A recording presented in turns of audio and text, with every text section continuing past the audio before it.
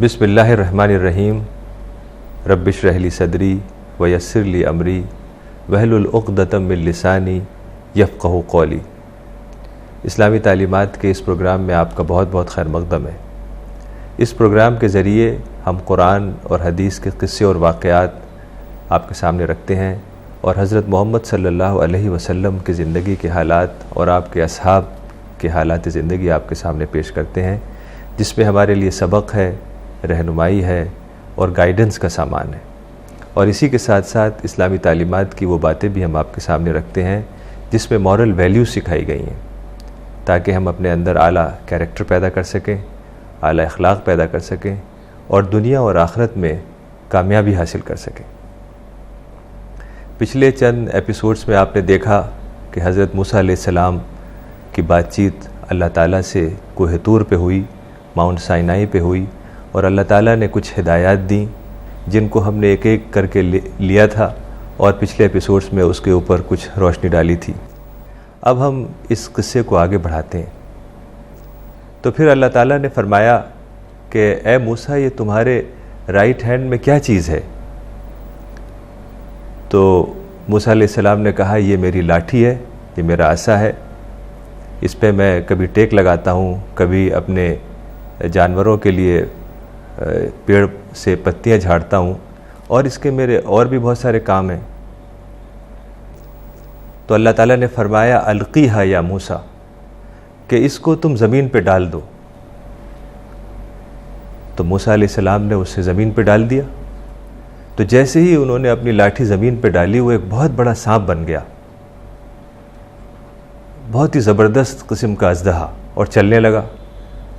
تو موسیٰ علیہ السلام گھبرا گئے، وہ پلٹے اور بھاگنے لگے۔ وَلَّا مُدْبِرًا وَلَمْ يُعَقِّبْ۔ تو اللہ تعالیٰ نے کہا کہ ڈرو مت، پیغمبر میرے حضور میں ڈرا نہیں کرتے۔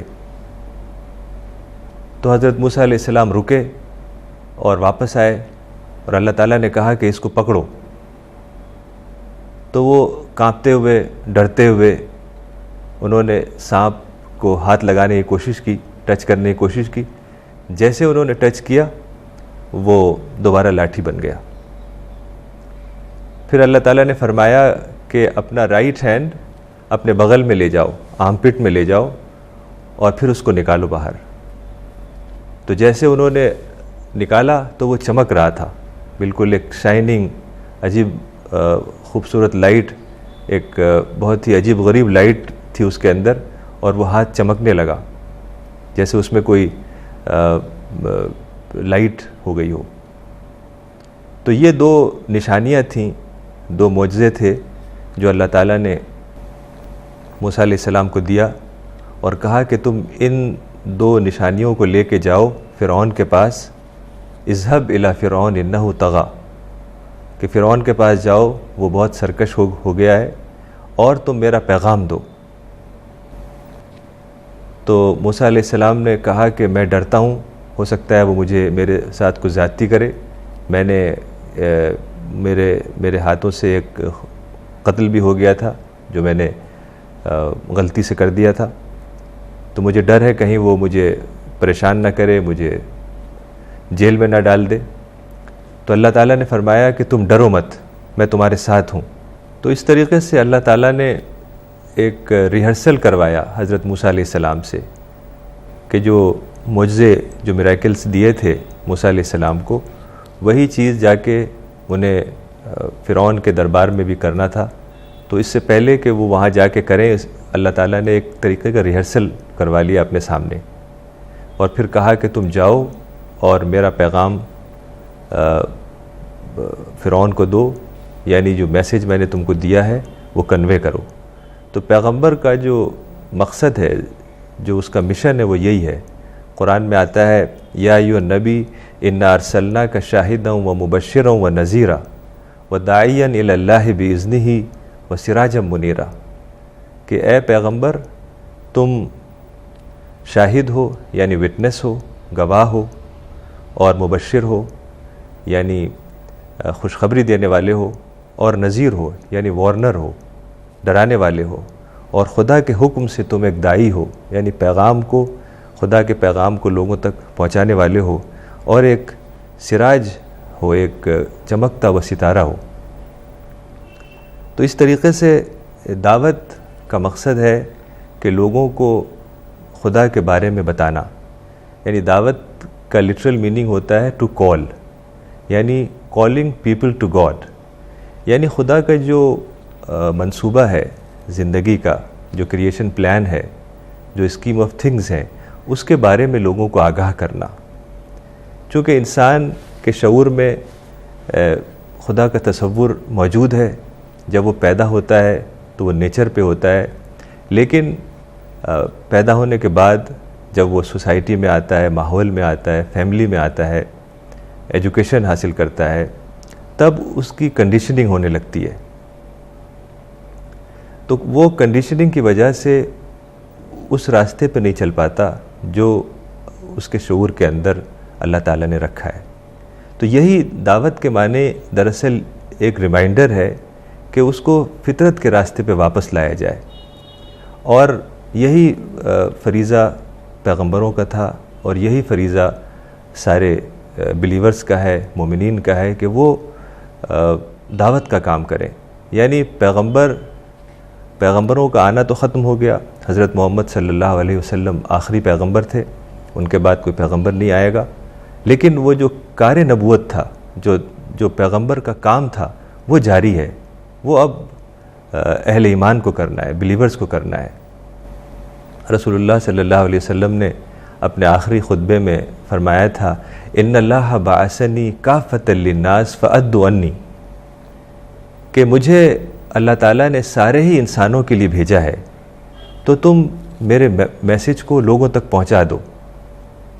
تو اس کے بعد جو صحابہ آپ کے ساتھ تھے، تقریباً 1,25,000 صحابہ آپ کے ساتھ تھے، وہ سب نکل گئے، عرب سے نکل گئے، کوئی افریقہ چلا گیا، کوئی انڈیا کی طرف چلا گیا، کوئی ایشیا کی طرف چلا گیا، کوئی یورپ کی طرف چلا گیا۔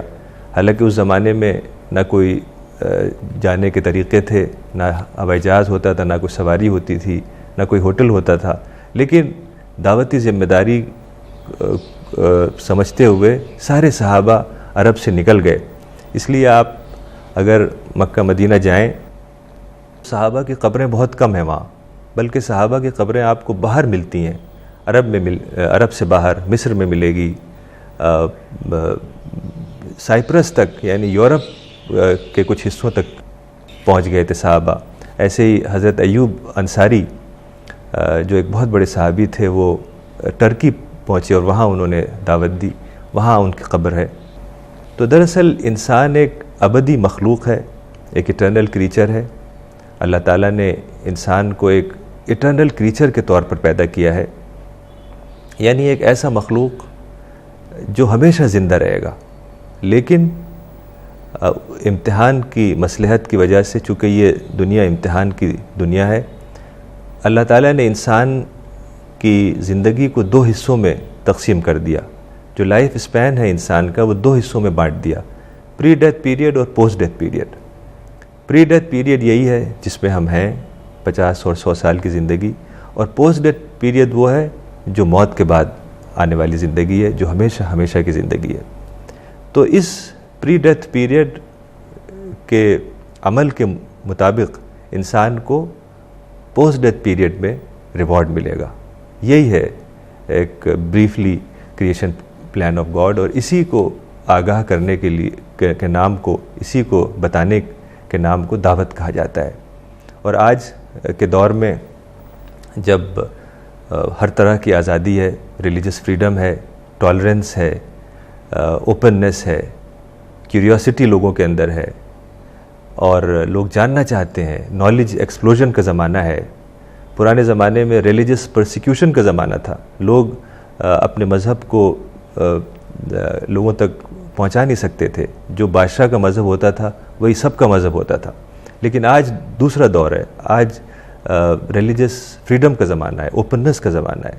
تو آج کے دور میں دعوت بہت آسان ہو گئی ہے، اور خاص طور سے جو ماڈرن ٹیکنالوجی ہے، انٹرنیٹ ہے، ای میل ہے، اور پرنٹنگ پریس ہے، کمیونیکیشن ہے، ماڈرن ایویشن ہے، ان سب چیزوں کو استعمال کر کے آج کے دور میں دعوت بہت آسانی سے آپ کر سکتے ہیں. قرآن کے ٹرانسلیشن کو لوگوں تک دے سکتے ہیں. بکلیٹس اور پیمفلیٹس اسلام کے بارے میں جو انٹروڈکٹری بکلیٹس ہیں وہ آپ لوگوں تک پہنچا سکتے ہیں. بہت آسان ہو گیا ہے.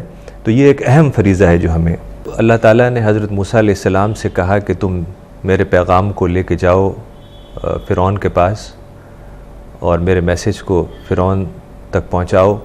تو حضرت موسیٰ علیہ السلام کو کافی گھبراہٹ ہوئی اور ان کا دل گھبرایا. تو انہوں نے ایک بڑی گہری دعا کی. وہ بولے رب اشرح لی صدری ویسر لی امری واحلل عقدۃ من لسانی یفقہوا قولی واجعل لی وزیرا من اہلی ہارون اخی اشدد بہ ازری واشرکہ فی امری کی نسبحک کثیرا ونذکرک کثیرا انک کنت بنا بصیرا. کہ اے میرے رب میرے سینے کو میرے لیے کھول دے اور میرے کام کو میرے لیے آسان کر دے، اور میری جو زبان میں ایک لکنت ہے، اسٹیمرنگ ہے، اس کو میری زبان کی جو گرہیں ہیں اسے کھول دے تاکہ لوگ میری باتوں کو سمجھ سکیں. اور میرے فیملی میں سے ہارون جو میرا بھائی ہے اس کو میرا ساتھی بنا دے، اور میری کمر جو دبی جا رہی ہے اس کو مضبوط کر اور میرے کام میں اس کو شریک کر، تاکہ ہم تیری خوب چرچا کریں، تیری خوب پاکی بیان کریں، اور تو ہمیں دیکھ رہا ہے.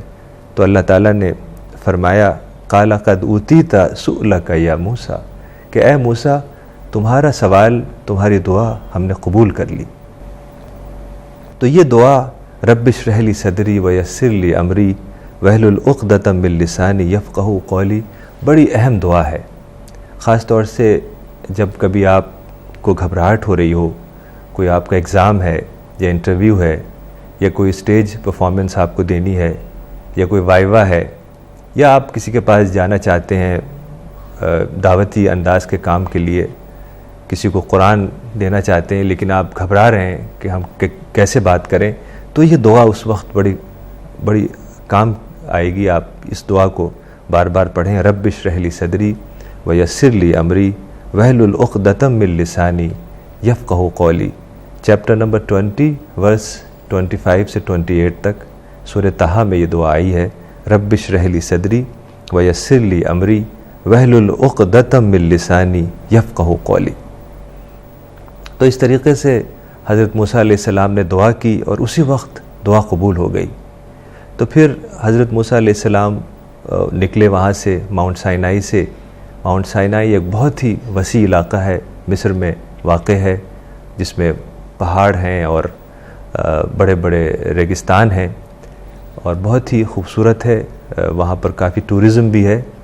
تو حضرت موسیٰ علیہ السلام اپنی فیملی کو لے کے ماؤنٹ سائنائی سے نکلے. اب ان کے اندر ایک بہت گہرا جذبہ تھا، دعوتی جذبہ، کہ ان کو جا کے مصر میں خدا کا پیغام پہنچانا ہے اور فرعون کے دربار میں جانا ہے. تو وہاں سے نکلے اور لمبے سفر کے بعد نائل ریور انہوں نے کراس کی اور پھر وہاں مصر میں پہنچ گئے. مصر میں جو بادشاہ تھا، جب وہ مصر سے مدین کی طرف گئے تھے تب وہاں جو بادشاہ تھا اس کا نام تھا رمسیس دوم، یعنی رمیسس the second. فرعون جو بادشاہ تھا اس کا نام تھا رمسیس دوم. دراصل اس وقت فرعون بادشاہ ہوا کرتے تھے، یعنی فرائنہ، فیروز. یہ فیرو کسی شخص کا نام نہیں ہے بلکہ یہ ڈائنسٹی کا نام ہے. جیسے ہمارے ملک میں مغلز ہوتے تھے، سیدز ہوتے تھے، لودھیز ہوتے تھے، یہ ڈائنسٹیز تھیں. ایسے ہی مصر میں بہت ہی بڑی ڈائنسٹی گزری ہے جس کا نام فرعون یا فرائنہ تھا، یعنی فیروز. انہوں نے بہت لمبے مدت تک مصر پہ حکومت کی، یعنی تقریباً 3000 BC سے 3000 BC سے لے کر سکندر اعظم کے زمانے تک، یعنی 332 BC تک انہوں نے مصر پہ حکومت کی. اور ان کے زمانے میں مصر کافی بڑا تھا، یعنی جو موجودہ مصر ہے اس سے بھی بڑا تھا. تو لیکن جب حضرت موسیٰ علیہ السلام مصر پہنچے تو یہ فرعون رمسیس دوم کا انتقال ہو چکا تھا اور اس کا بیٹا جس کا نام مرنپتھا تھا وہ تخت پر بیٹھا تھا، اور وہ بھی بڑا ظالم فرعون تھا، بڑا ظالم بادشاہ تھا۔ تو حضرت موسیٰ علیہ السلام نے ہارون جو ان کے بھائی تھے ان کو لیا اور سیدھے محل میں پہنچے اور جا کے وہاں فرعون سے مرنپتھا جو تھا اس سے ملے اور کہا کہ ہم رب العالمین کی طرف سے بھیجے ہوئے رسول ہیں۔ تو جو فرعون تھا اس نے جب غور سے دیکھا تو اس نے موسیٰ علیہ السلام کو پہچان لیا، چونکہ یہ دونوں ہم عصر تھے، ہم عمر تھے، دونوں کی عمر تقریباً ایک جیسی تھی، اور یہ دونوں حضرت موسیٰ علیہ السلام اور یہ فرعون مرنپتھا دونوں محل میں رہا کرتے تھے، ایک دوسرے کو جانتے تھے۔ تو فرعون نے فوراً پہچان لیا اور بولا کہ کیا تم کو ہم نے بچپن میں نہیں پالا اور تم ہمارے محل میں ایک مدت تک رہے اور تم نے وہ کام بھی کیا جو تم نے کام کیا، یعنی جو وہ تم نے قتل کیا، ایک ایجپشن کا تم نے قتل کیا۔ تو حضرت موسیٰ علیہ السلام نے فرمایا کہ ہاں مجھ سے غلطی ہوئی، میں نے غلطی سے ایک انسان کا قتل کر دیا تھا، اور پھر میں تمہاری ڈر کی وجہ سے یہاں سے بھاگ گیا اور اللہ تعالیٰ نے مجھے ہدایت دی۔ اور جو یہ تم فیورز مجھے بیان کر رہے ہو کہ محل میں تم نے مجھے پالا اور محل میں نے ایک لمبی مدت گزاری، یہ تو اس وجہ سے ہوا کہ تم نے بنی اسرائیل کو غلام بنا لیا تھا۔ یعنی اگر تم نے بنی اسرائیل کو غلام نہیں بنایا ہوتا تو یہ نوبت کیوں آتی کہ میری ماں مجھے بچپن میں ایک صندوق کے اندر ڈال کے دریا نیل میں ڈالتی اور وہ صندوق تمہارے محل تک پہنچتا اور میں تمہارے محل میں آتا اور میں وہاں پرورش پاتا۔ تو فرعون نے پوچھا کہ یہ رب العالمین کون ہے، یہ سارے جہان کا رب کون ہے؟ یعنی بڑے حیرانی سے اس نے پوچھا کہ یہ رب العالمین کون ہے؟ وما رب العالمین، کہ رب العالمین کیا چیز ہے؟ یہ وہ تو خود اپنے آپ کو رب سمجھتا تھا، انا ربکم الاعلی، کہ میں سب سے بڑا رب ہوں۔ تو اس وجہ سے اس نے بڑی حیرانی سے پوچھا کہ وما رب العالمین، کہ یہ رب العالمین کون ہے؟ تو حضرت موسیٰ علیہ السلام نے فرمایا قال رب المشرق والمغرب، کہ ہمارا رب تو وہ ہے جو مشرق اور مغرب کا رب ہے، ایسٹ اور ویسٹ کا رب ہے، وما بینہما، اور جو اس کے درمیان ہے، ان کنتم تعقلون، اگر تم سمجھ رکھتے ہو۔ یعنی انہوں نے یہ کہا کہ تم ایسٹ اور ویسٹ پورے کائنات کی طرف نگاہ ڈالو تو اللہ تعالیٰ کی حکومت اور اس کی عظمت نظر آئے گی، اس کی گلوری نظر آئے گی۔ تو فرعون نے اپنے درباریوں سے کہا قال لمن حولہ الا تستمعون، کہ اے درباریوں تم سنتے ہو کہ یہ جو رسول تمہاری طرف بھیجا گیا ہے وہ مجھے دیوانہ نظر آتا ہے۔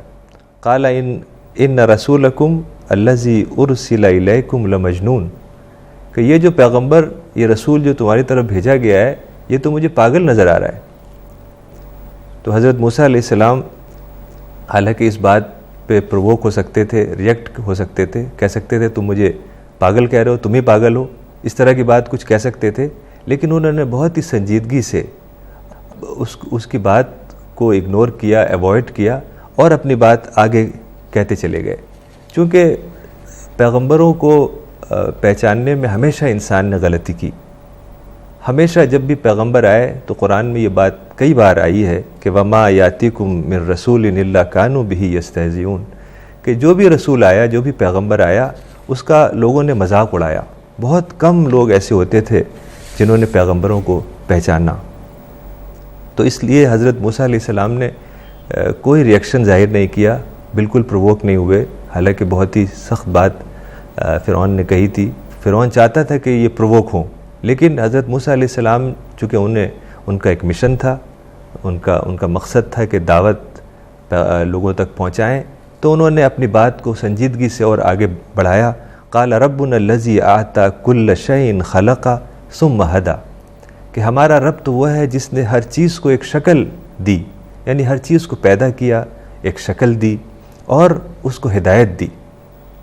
یعنی ایسا نہیں کہ خدا نے بس لوگوں کو پیدا کر دیا اور کہیں کسی پلینٹ پہ چھوڑ دیا، کسی راکی پلینٹ پہ، نہ جہاں وہاں ہوا ہو، نہ پانی ہو، نہ کچھ کھانے پینے کی چیزیں ہوں، اور بلکہ خلق، قال ربنا الذی اعطى كل شيء خلق ثم هدى، کہ ہمارا رب تو وہ ہے کہ جس نے ہر چیز کو پیدا کیا اور اس کی ہدایت کا سامان بھی مہیا کیا اور اس کو ہدایت دی۔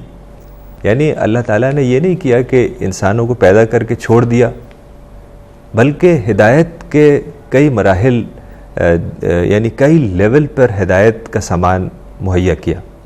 مثال کے طور پر انسان کے اندر جو انسان کی انٹلیکٹ ہے، جو اس کی عقل ہے، جو سول ہے، جو روح ہے، اس کے اندر خدا کا شعور رکھ دیا۔ یعنی جو اینتھروپولوجی کی اسٹڈیز ہوئی ہیں، اینتھروپولوجیکل جو اسٹڈیز ہوئی ہیں، اینتھروپولوجی اس سائنس کو کہتے ہیں جس میں انسان کے بارے میں اسٹڈی ہوتی ہے۔ تو انسان کے بارے میں، سویلائزیشن کے بارے میں، تمدن کے بارے میں جو اسٹڈیز ہوئی ہیں، اس سے یہ پتہ چلا ہے کہ اب تک کوئی ایسا تمدن، کوئی ایسا سویلائزیشن نہیں ہوا ہے جہاں لوگوں کے اندر خدا کا تصور نہ موجود ہو۔ یعنی خدا کا تصور ہمیشہ سے انسان کے پاس موجود تھا۔ یہ اسی وجہ سے کہ اللہ تعالیٰ نے انسان کے انٹلیکٹ میں، اس کے دماغ میں، اس کی سوچ میں خدا کا شعور رکھ دیا ہے، تاکہ جب انسان خدا کو دریافت کرنا چاہے، اس کے اندر سیکنگ اسپرٹ جاگے، تو وہ خدا کو پا سکے۔ یہ تو ایک پہلی چیز ہے جو ہر انسان کے اندر موجود ہے۔